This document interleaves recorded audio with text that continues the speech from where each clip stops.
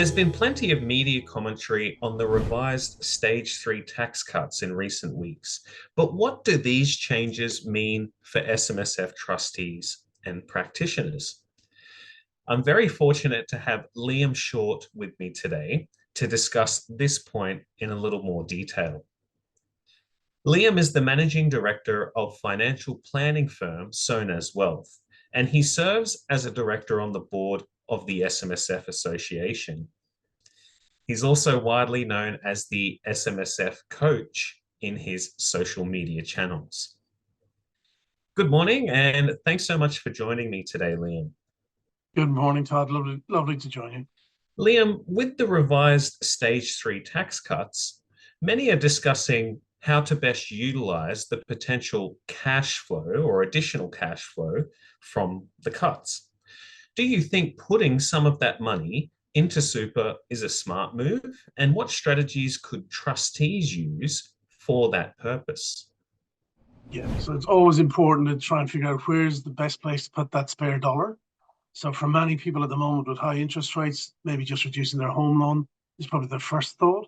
But if they do have control of that, then for anybody earning over 45,000, then salary sacrificing to super and paying 15% rather than your new marginal tax rate of 32 in Medicare or 39 is an immediate savings. So it's really good. And what we normally do is try and make sure people maximize the contributions of the person on the higher tax bracket first, and then look at the spouse's situation at that stage. There's also an ability, if you do put it in the higher income earner's name, to then super split afterwards to help build up the spouse's balance. So you can get the benefit in two different ways.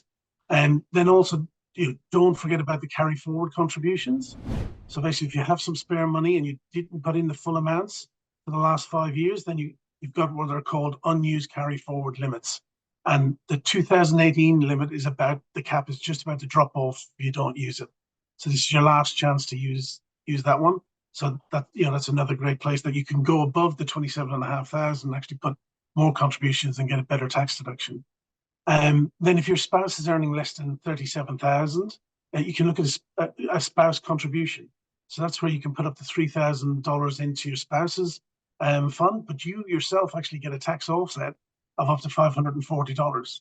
So you get the full 540 up to 37, and it phases out at 40,000. And then for low income earners, so somebody who's earning less than 43,445, they can put $1,000 in themselves of their own savings, and the government will pay a co-contribution of $500.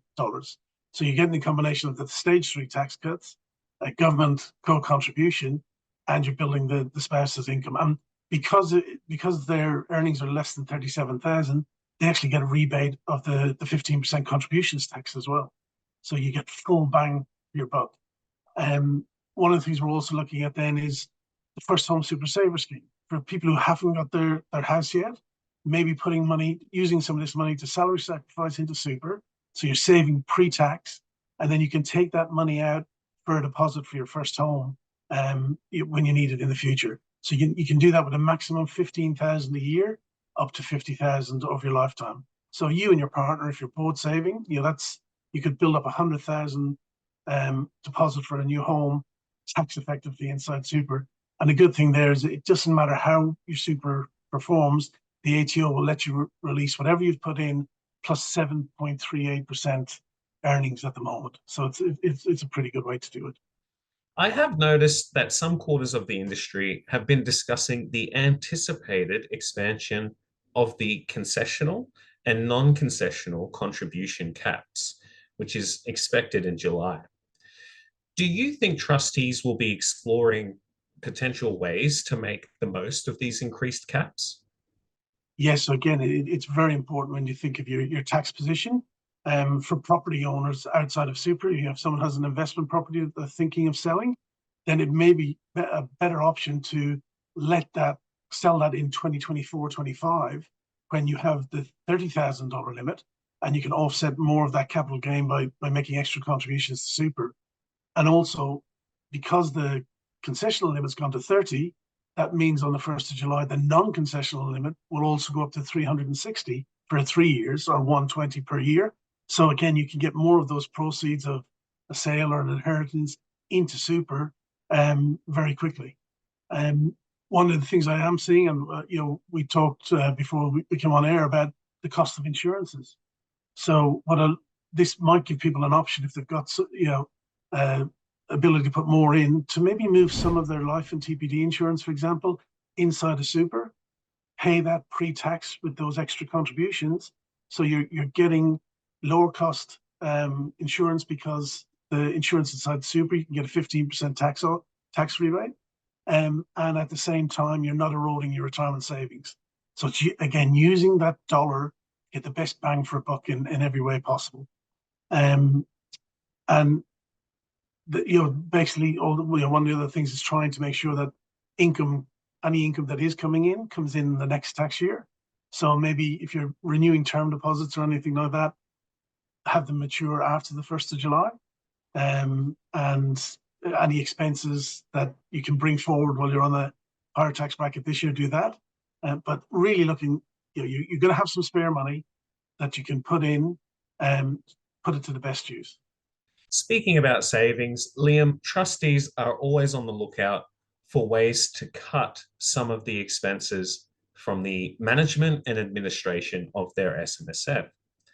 What are some ways that trustees might find additional savings within their funds? I address this one, especially the people who have had an SMSF for a fairly long time. In a lot of cases, everything had to be manually input years ago. So it's time to review your SMS accountant services or your admin services, and see if if you can move to systems where they can get data feeds.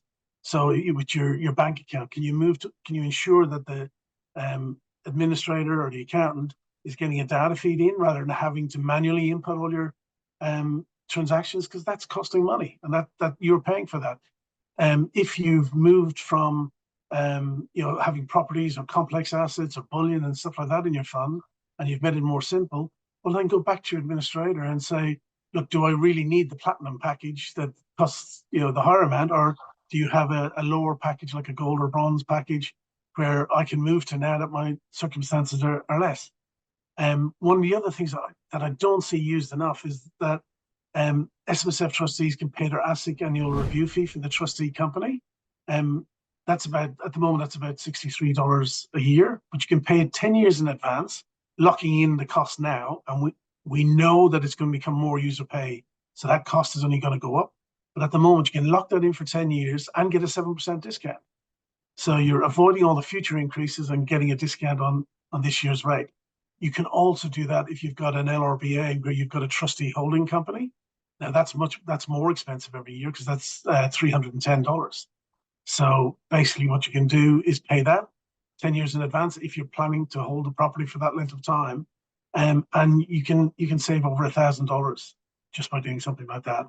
The main reason I use it is because so many people forget to pay their ASIC fee on time through the super fund. And the late fee is $93 up to 1 month, but $387 after 31 days. So you make that mistake a couple of times, and you're down $700, $800.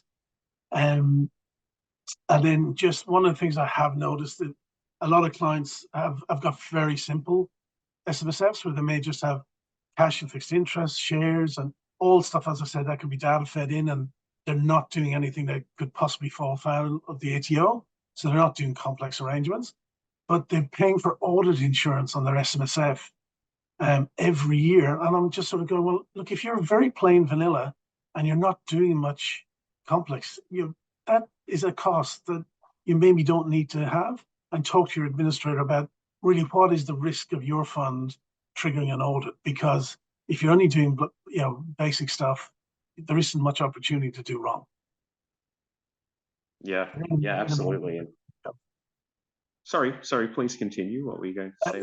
Sorry, they're just the main argument that they always won't accept any fee increases without asking other opportunities to avoid the increase.